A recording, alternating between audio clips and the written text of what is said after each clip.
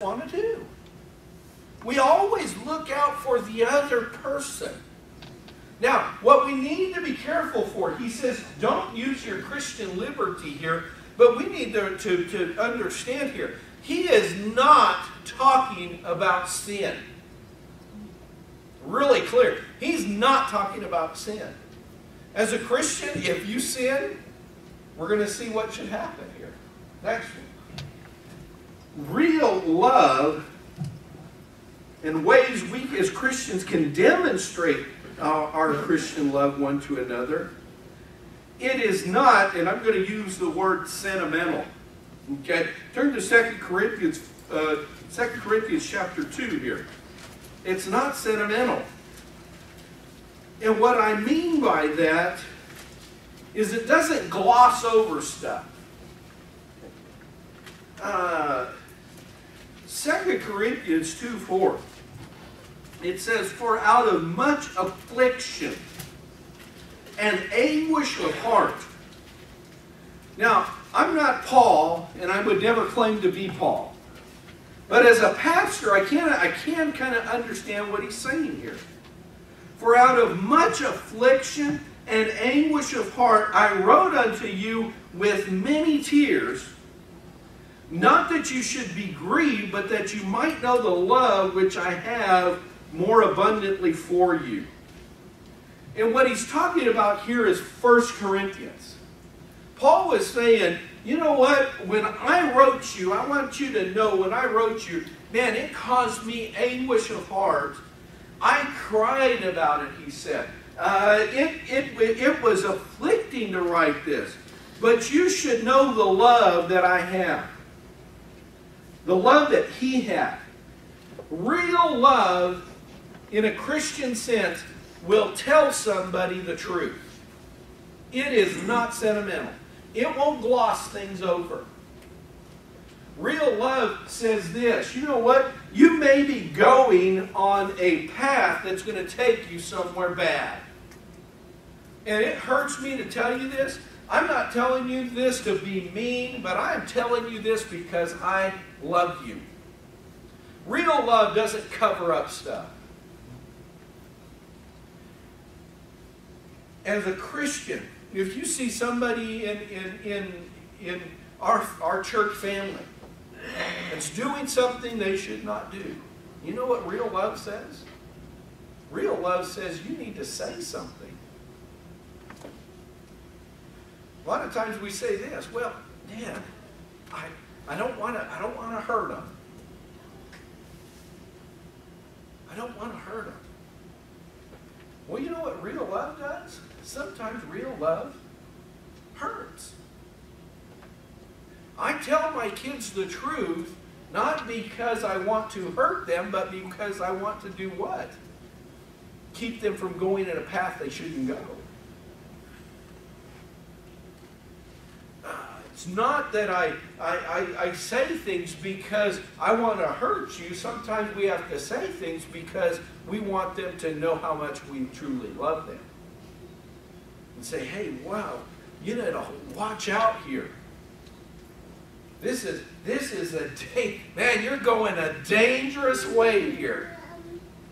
You shouldn't do that. The Bible says, you know, that what you're doing is going to hurt you. Please don't do that. That's what somebody that really loves somebody does. Never be afraid to speak the truth, folks. You might say, well, I don't want them to think I'm judging them. Well, if you're saying it out of a heart of love, you're not judging them. You come and you say, you know what? You're going in a way that is bad. Because real love controls the truth. Ephesians 4:15 says this, that we are to speak the truth in love, that we may grow up into Him in all things, which is the head, even Christ. Speaking the truth in love. Love is never cruel. And I think, unfortunately, something happens. Little kids, babies, toddlers, they can say things and they just don't even know what they're saying. we were, you know, because we do foster care, we've had little kids, and foster kids will say some of the craziest things. They'll say how they go and Jay Lynn has many times mentioned the fact that I don't have any hair. And she's not, she doesn't, and again, we know as we get a little bit older, maybe some people are a little sensitive about that. She doesn't know what she's doing. But something happens. Little children are just honest. And then when we get a little bit older, guess what? Kids become what? Cruel. And pretty soon we begin to realize, man, we can say some things that actually hurt people and hurt them bad. Because we know, you know what? Well, I don't like this person. You know what? I want them to leave me alone. So I'll say something, man, that'll just, man, hurt them.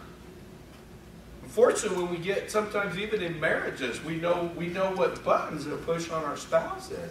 And we could say things that hurt our spouses. Kids, you could say things that hurt your parents. Parents, we could say things that hurt our kids. But as Christians, what we need to understand, a church is supposedly a place where people can come without somebody making fun of them. A church is someplace where somebody can come and they can put off all that garbage that goes on outside, and we can come here and people won't be cruel.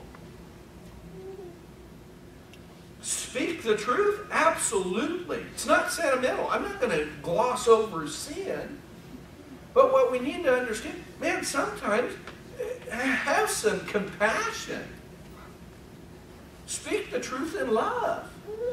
Don't be cruel. Don't be mean to people. I'd hate for somebody to leave my church just simply because somebody said something to them that was mean.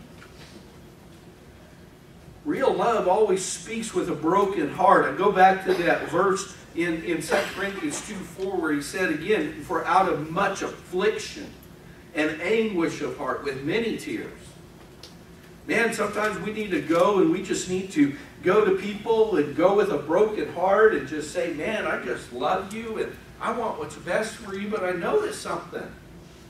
I don't want you to go in a direction that maybe I've gone, or I don't want you to do something that you'll regret later on in life. And as a brother and sister in Christ, and as part of our church family, I'm just going to you because I love you and I want to see you successful and I want you to love God and have a great life. That's what real Christians do. It's what we're commanded to do. Another way that we can understand how we can love one another. What we need to understand is love is what holds us all together. Philippians 2:2 says this. Paul said that we should be like-minded, having the same love, being of one accord. He wrote in Colossians 2:2, he said, being knit together in love. One thing that can hold us all together is love. We may not agree on everything, but it's the love that holds us together. Go back to the music thing. My wife is a big K-Love listener. Loves K-Love. What's the other one you listen to? Family Life. Okay. And she loves all those stations. 90.1, 90.9, 91.9. Now probably I'm the only one in this church that listens to 91.5. Which is, does anybody listen to 91.5? Okay, here we got one. Okay. It's the Pensacola station. And as soon as I get in the car, I'll be taking Liz to school, and the organ music comes on, and I can see her just, But I love my daughter. And I may not like But it's not bad. It's not sinful in any way. So I'll turn it for her. You know why? Because I love her. My wife listens to, I'll listen in the car and I'll listen to all that stuff that she listens to, and I won't say a word. You know why? Because I know my wife likes it. It puts a smile on her face. She likes it. And I may not like it, but you know what? I love her more than the music. And then a lot of things, what we need to understand, we may not agree on everything in here. In fact, we may probably disagree on a lot of stuff. But what we need to realize as a church, when the lost people come, or people that aren't saved come, we need to see people that treat each other right, that love each other, that talk to each other kindly, that are just that are sympathetic, that want to help, want to be a blessing, looking out for one another. That's what people need to see.